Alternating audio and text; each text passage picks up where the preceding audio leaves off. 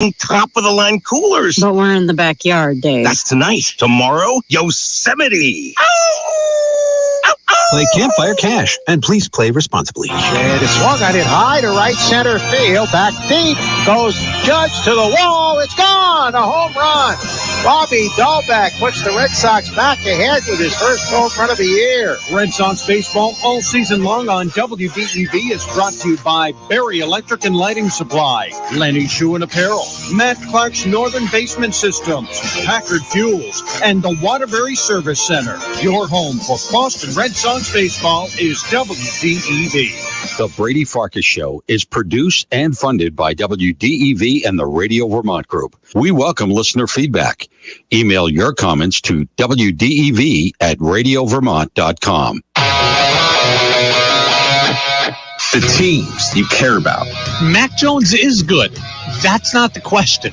The question is he good enough to win repeatedly in this loaded AFC? The stories that matter to you.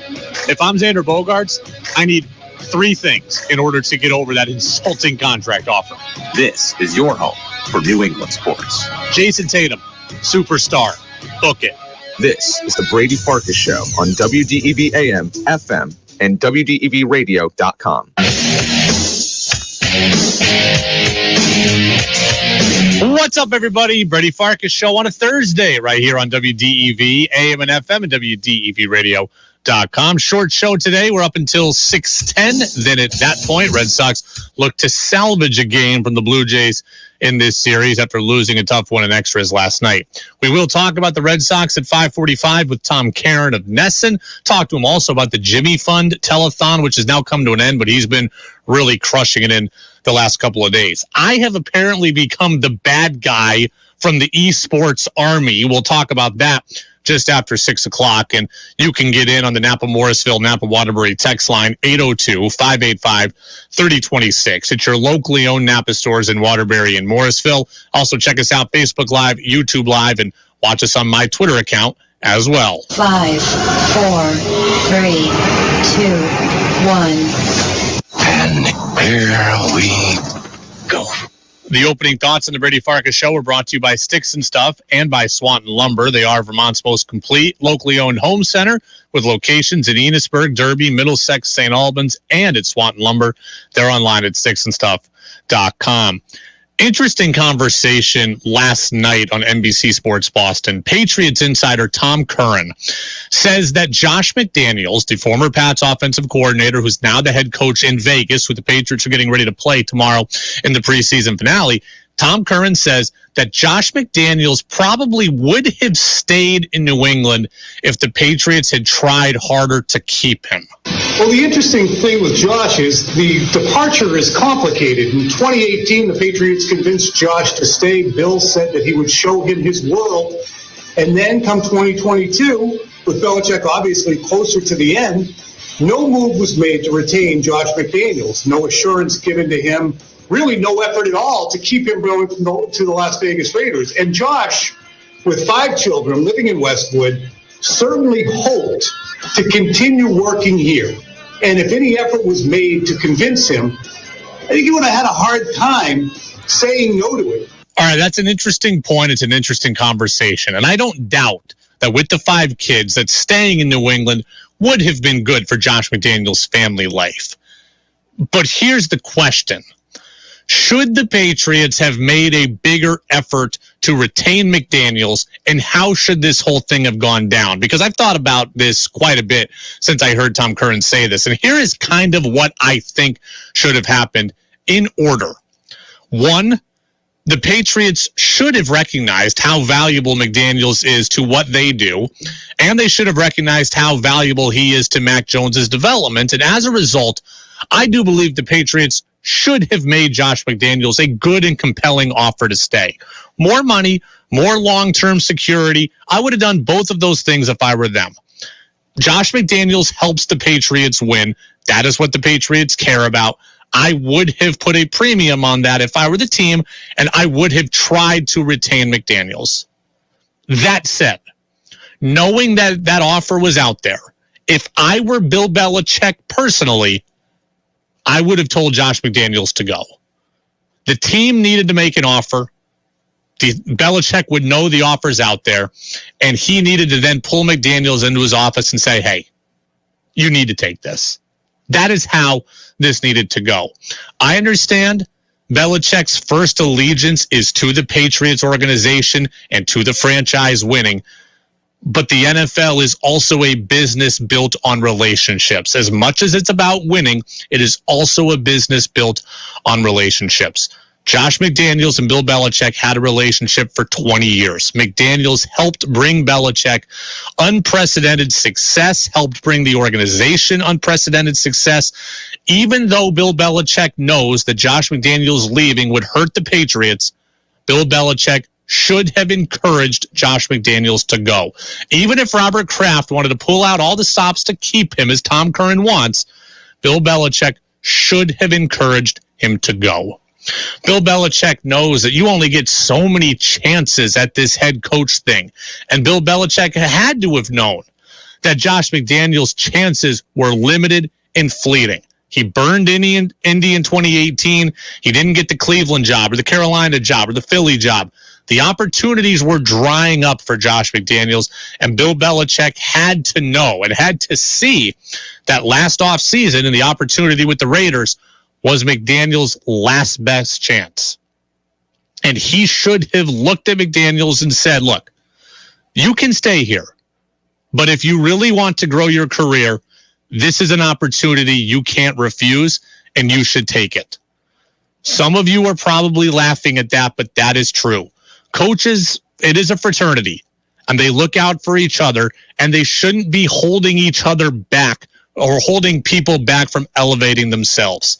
The Patriots, yes, they should have made an offer, and Belichick, anyways, should have encouraged McDaniels to go. I think about my own career, and it's a slightly different situation that I won't remind you of or bore you with, but basically, I had an offer to come to Vermont, right? I was in Albany. I had an offer to come to Vermont, and I was waiting for and pleading with my employer in Albany to try to keep me. I wanted to stay. I was part-time. I wanted them to make me full-time. I was waiting for them to step up and make me an offer. They came to me without an offer. They said to me, look, you can stay here, and we might be able to negotiate something for you soon. But the smart thing to do is go.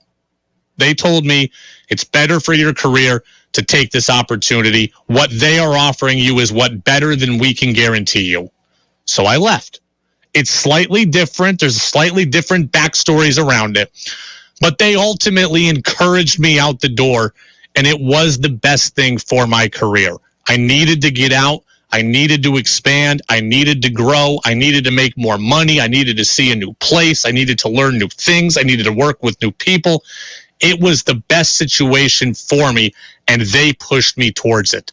Bill Belichick knows that going to Vegas was going to be the best situation for McDaniels, and he should have pushed him towards it as well.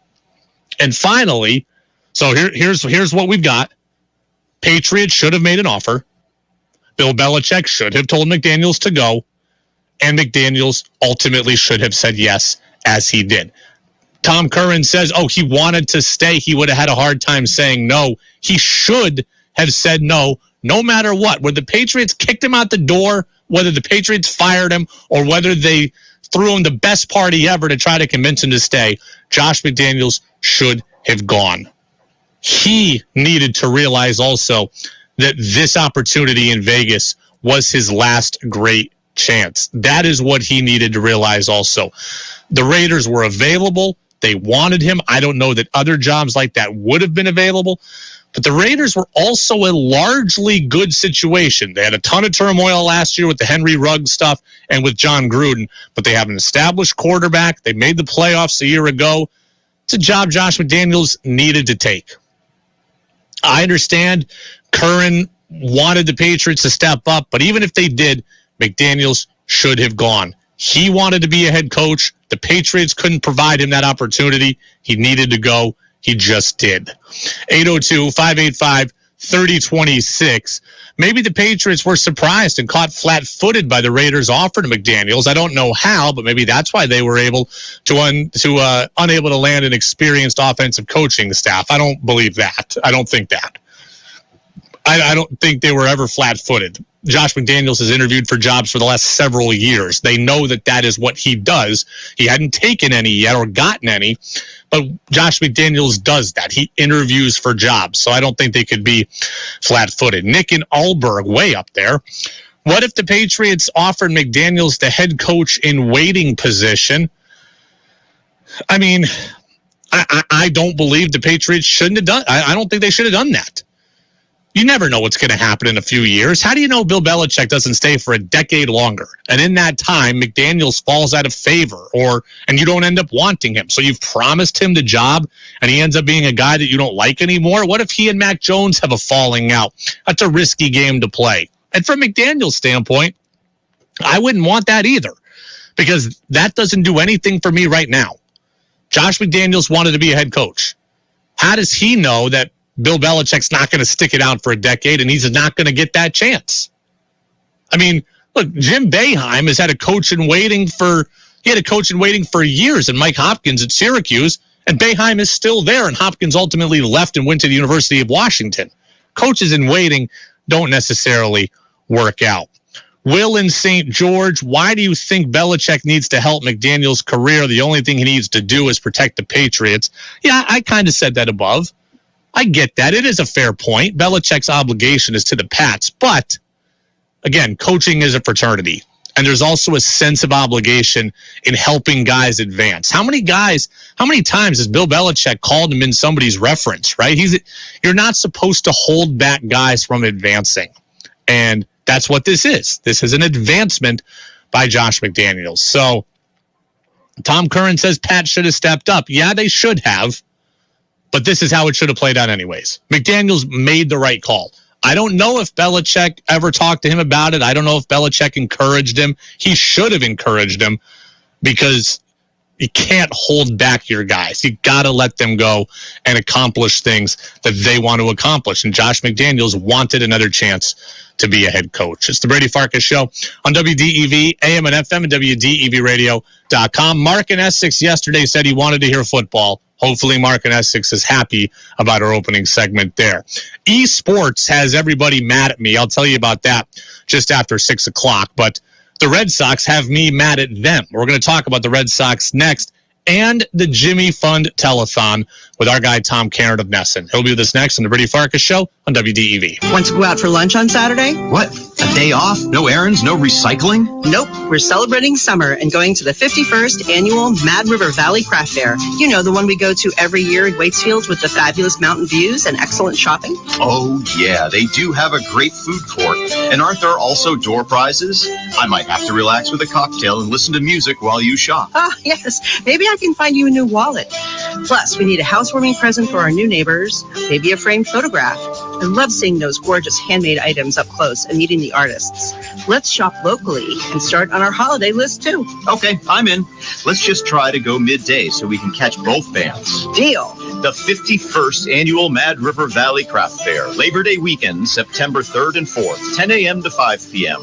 Free parking, $5 for adults, activities for kids, 12 and under get in free. No pets, please. Supporting the nonprofit Valley Players Theater. MadRiverCraftFair.com. How well does your garden grow? Tune in Saturdays at 12:30 for In the Garden with Peter Burke. Peter and co-host Joel Nashman give you 1 full hour of the latest news, helpful tips, and your calls to talk about what's happening in your garden. It's brought to you in part by Montpelier Agway, your locally owned Montpelier Agway, East Montpelier Road. In the Garden with Peter Burke. Live Saturdays at 12:30. Hear the podcast anytime at WDEVradio.com. Looking for a fun way to support the Vermont Mountaineers? Well, here it is. Join headliner Chad Hollister's large band, with special guests, the VT Bluegrass Pioneers, for an evening of music, games, and drinks, all in support of the Vermont Mountaineers. Gates open at 4 with music from 6 to 9.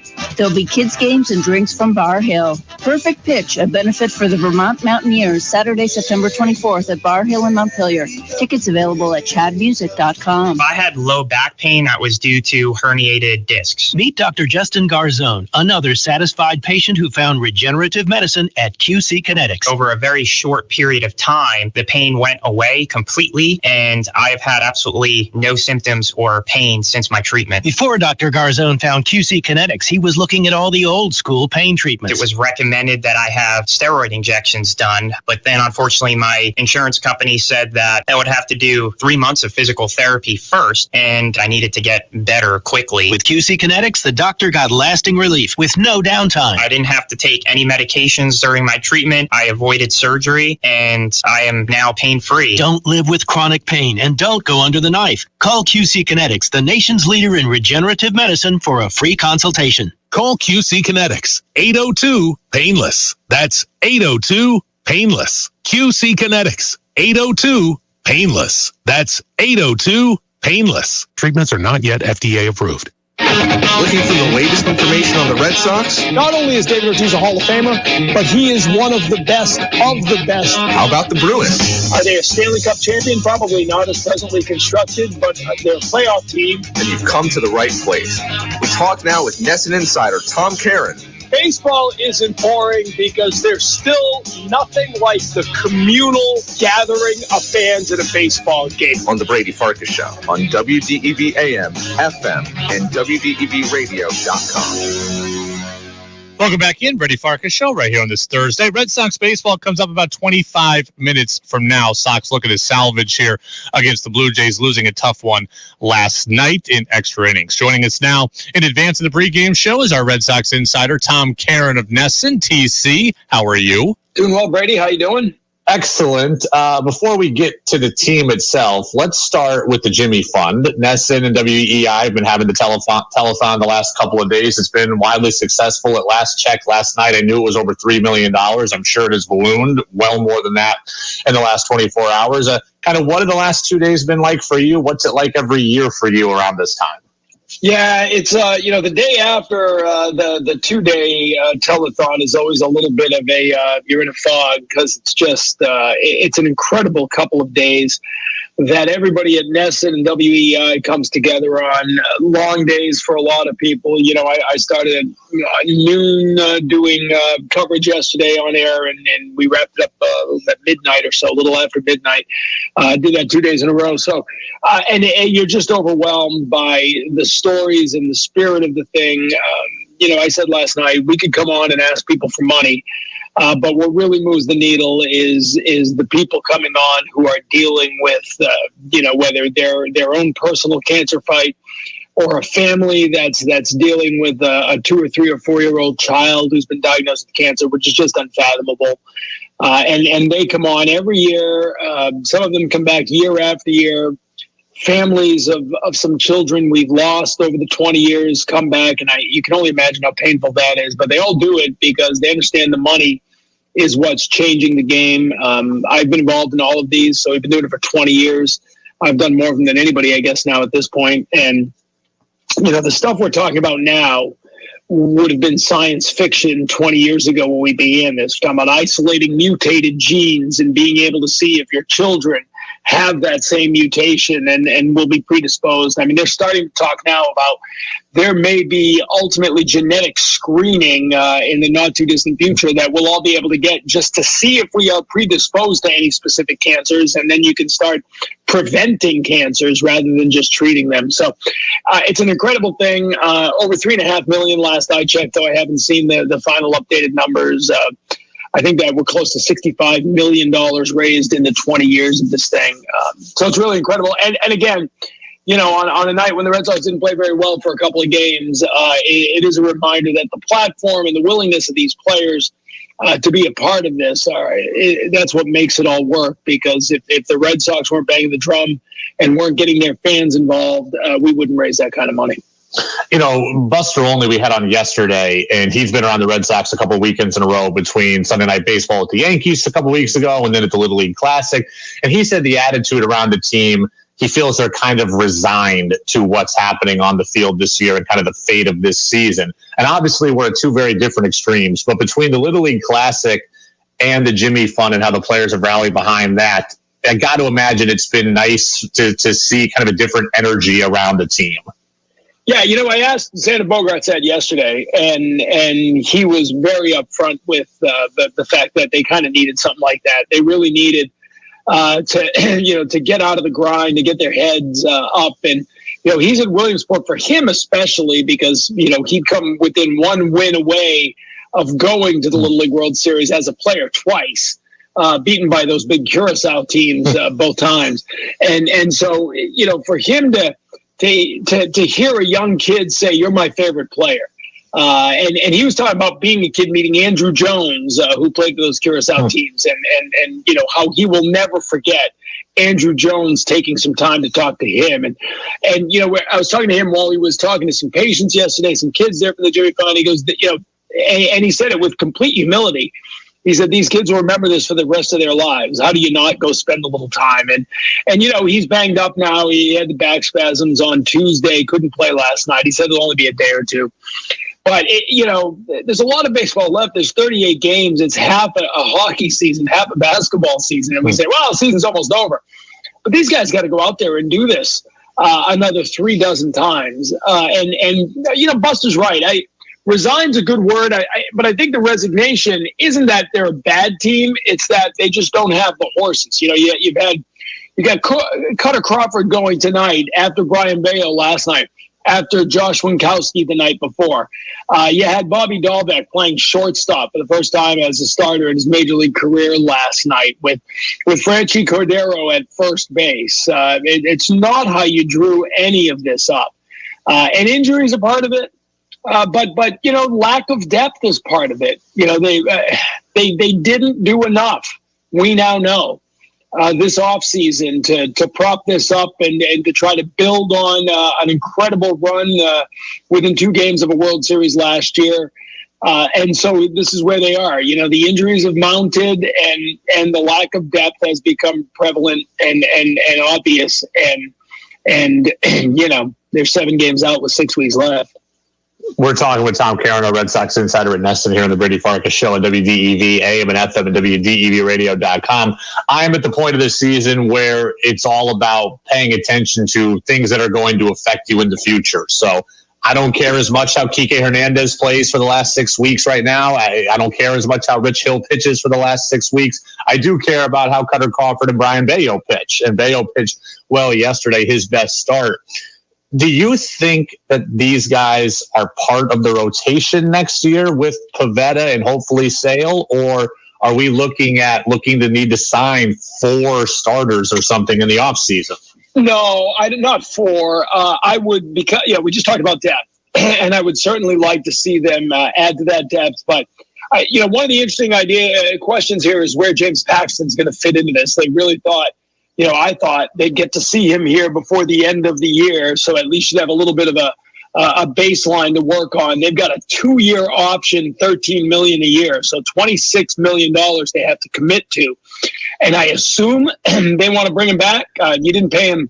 They paid him essentially $10 million this year, $6 million plus he's got $4 million as a player option if he walks.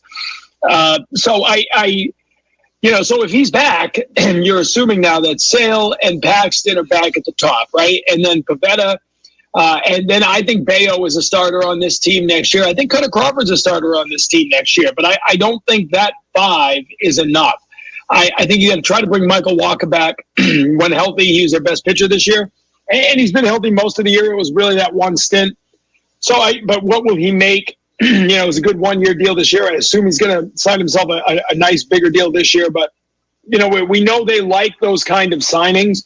Garrett Richards last year, Rich Hill, Michael Walker this year. They haven't all hit, but certainly Walker did. So that's kind of a middle of the rotation type guy. And I think, you need to get somebody like that. But I don't think you're that far away in the starting rotation. It's the bullpen you're going to have to spend some money on. I'd like to see them go get a closer, and then you'll have Whitlock and Houck. You got to love what you've seen from John Schreiber. You'll have Strom back as a lefty, but you need a couple of arms to really complement that group. Can you pay Whitlock $40 million to be a setup guy? All along I thought he was going to be a starter next year because he's making starter money. If he's not a starter, then I feel like he's making elite closer money. Can he really be an 8th inning guy at $40 million? Yeah, I don't know that he'll be an 8th inning guy. We're in a new world of baseball. It's almost a hybrid, where you're going to use him to piggyback on a 4 or 5 inning starter guy. I think eventually he will be a starter. I'm not 100% sure it will be next year just because of the setbacks and the injuries this year. I still think you got to be a little careful with the guy.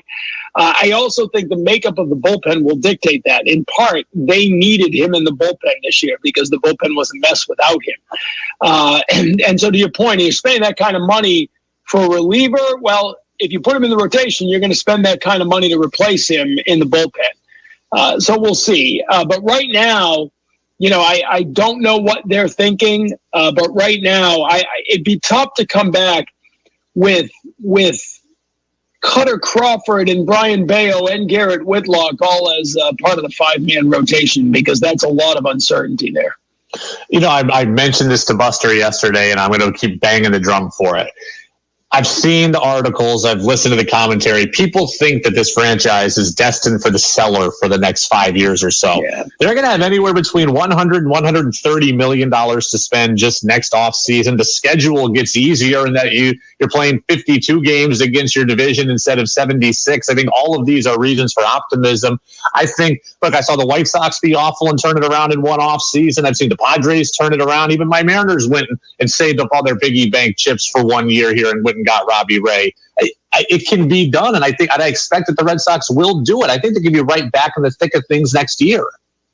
Yeah, I can't imagine that they don't react to this year, and they basically always have, right? Whether it's 2012 when they shipped everybody off to LA and retooled it with short-term free agents to bridge them to the young guys and they won a World Series, or whether it was 2015. After that, they wound up bringing in Dombrowski a year later, bringing in Alex Cora, really changing. I mean, this ownership group has shown they won't sit around and wait for a long rebuild. You could make the argument. Now let's play, and it's hard to be optimistic right now, but let's be optimistic for a moment, okay? We were sitting around, Will Millbrooks and I were sitting around sort of mapping out the future. And now this is a big if, but if you wanted to just say you're going to build this around Bogart's endeavors, and I talked to Bogart's last night, he didn't sound, when I said they say they want to talk to you after the season, is that on the table? And his first words were, well, after the season, anything can happen. That doesn't tell me that he's running to the Red Sox front office to begin his offseason negotiations. But let's say you did it. Let's say whatever it takes. I've given 5 years and 125 with a 6-year vesting off it. Does that get done? I don't know. But maybe it does. And then you have to overpay Devers to whatever Devers is going to want. Okay. But if you did that and you had Devers and Bogarts, Story and Hosmer as your infield, you're not bad. With Cassis behind Hosmer learning the craft and with Arroyo as your utility guy. If you do that, I bring back Tommy Pham in left field. I bring back Alex Verdugo in right field, Rob Refsnyder as my fourth. Now the question is, 2 positions I didn't get to. I think you need to go get a catcher and then identify which one of these 2 is going to be your backup. Probably going to be McGuire. He's been hitting real well, and he's controllable for a while. And then you got to make the tough decision. Is Jarren Duran your center fielder? I don't think he is. If that's the case, you have to go get a center fielder. But you've got the money to do that, as you said. So you get a center fielder, you get a catcher, then you go get one middle of the rotation starter, a closer, and one more reliever. You can do all of that for $80, $90 million and get yourself a little bit of money to do something at the trade deadline. If you do all that, health permitting, I think you're back in this next year. The easier schedule, as you pointed out, I don't think they're that far away. But if you don't bring back Bogarts, then you're opening up the door to losing Devers as well, and then you got to start to wonder where this is going to go. So the next 6 months will tell you everything. Tom Caron, Red Sox insider over at NESN. TC, we appreciate you. Great work by NESN and WEEI on the Jimmy Fund. How can we donate? Give us the links so we can continue to donate.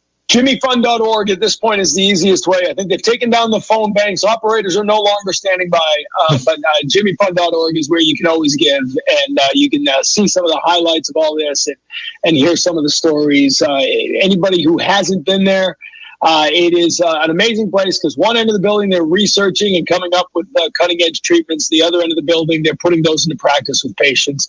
It's the greatest place in the world for cancer research and cancer care, and every penny helps. So JimmyFund.org is the best place to go. TC, enjoy the game tonight. We'll talk to you next week. Thank you. Appreciate it, Brady. Absolutely. Tom Caron, Sox Insider over at NESN. We will have the Red Sox game for you in just about 11 minutes from now. I got a ton to react to from TC. Probably more likely going to get to it tomorrow because of our limited time today. I was wrong, and I looked it up as TC was talking. Garrett Whitlock's contract is really about $19 million. It goes up to 40, varying, factoring in a bunch of different things. So kind of could talk about his role, but the money is not quite as extensive as I said. So we will react to TC probably tomorrow. Right now, we'll get the national news update from CBS News, and I'll tell you how I've apparently become public enemy number one for the esports fans in the state of Vermont. I'll re-clarify my position for everyone so I can get off being target number one from the esports army. Get the national news update. We'll talk about esports next on DEV. 96.1 WDEV FM Warren, 96.5 W243 AT Barrie, 98.3 W252 CU Montpelier, AM 550 WDEV Waterbury. This is CBS News on the Hour, sponsored by Dell Small Business. I'm Monica Ricks in New York. California regulators are pumping the brakes on gas and driving more energy-efficient vehicle production. CBS's Steve Futterman reports. The landmark proposal will require all new cars sold in the state in 2035 to be powered either by electricity or hydrogen. Hector De La Torre is on the Air Resources Board. This is the world market. This is where things are going. Under the plan, which still needs to be approved by federal officials, existing gas-powered cars would still be allowed to operate. Sandra Berg is vice chairman. We are not going into this blind. And with California paving the way, other states could follow. Steve Futterman, CBS News. We'll see the redacted affidavit on the FBI's search of Mar-a-Lago tomorrow. Here's CBS's Steve Dorsey. It's unclear how redacted the affidavit will be. The Justice Department argued against unsealing it, saying the proposed redactions would be so extensive they would render the document meaningless to the public. The affidavit lays out why the Justice Department is investigating, additional evidence, and who investigators talk to. The Fed seized about a dozen boxes of classified documents from Trump's estate earlier this month. Meantime, prosecutors want former White House Chief of Staff Mark Meadows, attorney Sidney Powell, and other Trump allies to testify about the 2020 election in Georgia. South Carolina Republican Lindsey Graham is fighting his subpoena. 3 more Republican states will ban almost all abortions this week, including Tennessee. We will not let up. We will not be quiet. So we have households falling apart because of a racist healthcare system. Reaction there is mixed. North Dakota's trigger law was supposed to take effect tomorrow, but a judge temporarily stopped it. Nuclear crisis averted for now in Ukraine. CBS's Cami McCormick. The Zaporizhia nuclear plant went offline, causing a blackout in the region. And though it's said to be back online, it's caused fears about a nuclear disaster. The Russians are now occupying the plant, Europe's largest. The UN Atomic Watchdog Agency is hoping to get inspectors there within days. Dennis Rodman won't be going to Russia to fight for Brittany Griner's release. The former NBA star scrapped the trip after the State Department urged him not to interfere. And there's a new study in Israel that shows COVID drug Paxlovid has little to no effect on adults under 65. Dr. Celine Gounder. You may be feeling better at 5 days of Paxlovid, but it may be that 5 days isn't quite enough to clear the virus. And I think we really do need additional research to help us figure out maybe we need 7 days, maybe we need 10 days. The drug does reduce hospitalizations in elderly patients. This is CBS News. The Dell Technologies Labor Day event is here. Up to 48% off Vostro laptops with 12th Gen Intel Core processors. Upgrade by calling 877-ASK-DELL. Your chance to be part of the show is on the text line at 802-585-3026.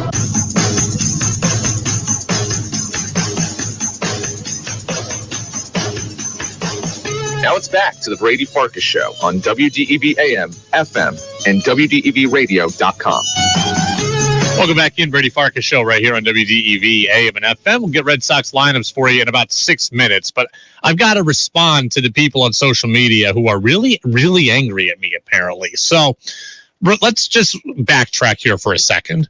Last week, or actually maybe it was even on Monday at this point, I don't remember, but a story came out from VT Digger that the VPA is thinking of adding esports, competitive video gaming, to its high school sports offerings in the state of Vermont. Okay, esports possibly on the ledger to be added to the state's athletic calendar. I said that I was okay with esports becoming a sanctioned high school sport, but I wanted to place caveats on it. I said no mandatory practice, especially for those who are playing another sport at the same time. And I said competitions only on Sunday. And the reason I said that is because I don't want competitive video gaming to get in the way of the numbers of, quote, traditional sports. It seems pretty reasonable to me, but a lot of people came down to me on Twitter and said, how dare you prioritize football or soccer or baseball or whatever over what a kid wants to do, and a kid should be allowed to do whatever they want to do and all that. Then I was told that my plan was unrealistic.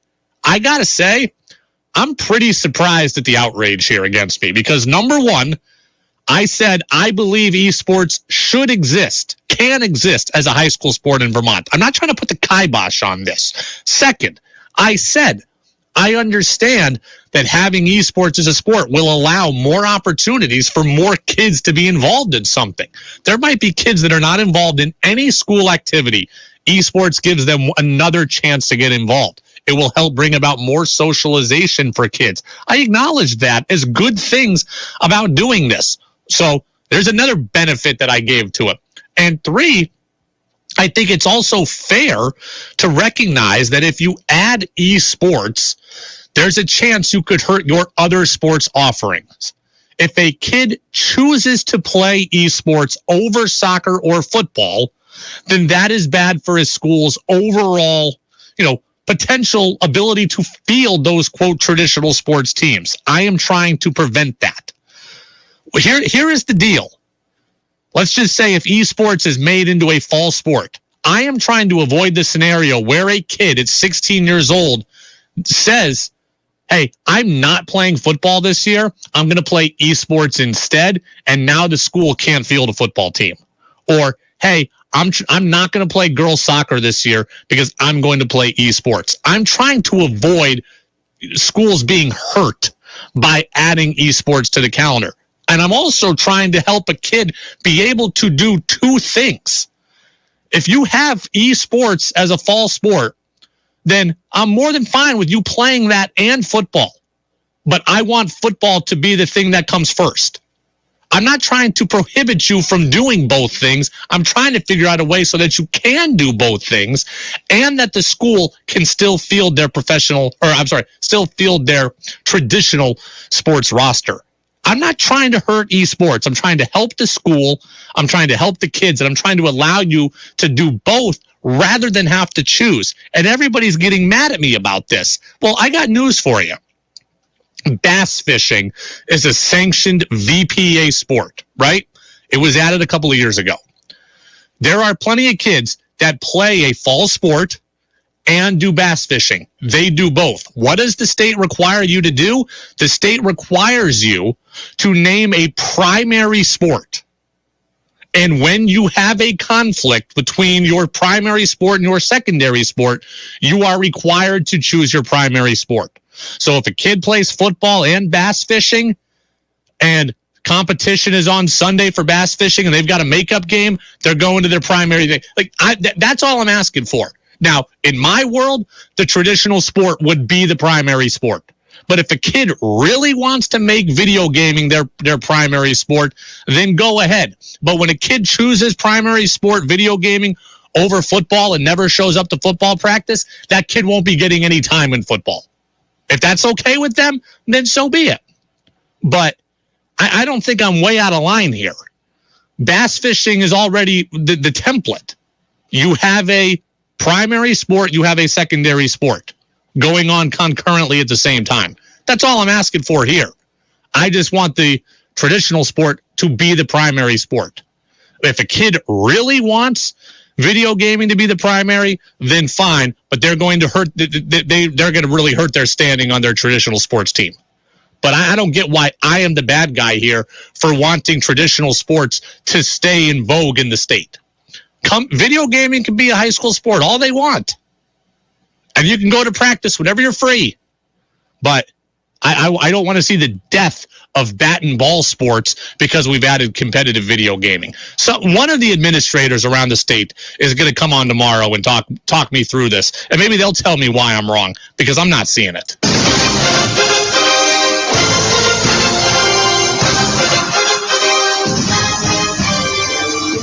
Blue Jays 67-55, Red Sox 60-54. Kevin Gausman against Cutter Crawford's the pitching matchup.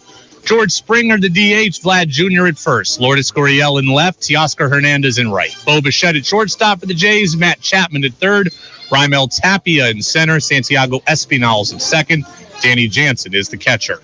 For the Sox, Tommy Pham is back, he's in the left, Rafael Devers is at third, JD Martinez is the DH, Xander Bogaerts is back, he's at short, Christian Arroyo back at second, Rob Refsnyder in right, Reese McGuire the catcher, Bobby Dahlbeck at first, not shortstop, and Jaron Duran is in center. That's going to do it for us here on the Brady Farkas Show. Check out the podcast on Apple Podcasts and Spotify. Tom Caron of NESN's full interview will be there as well. Appreciate TC stopping by. More esports talk and people telling me I'm wrong. That's coming up tomorrow. Red Sox baseball is next on DEV. This is TC.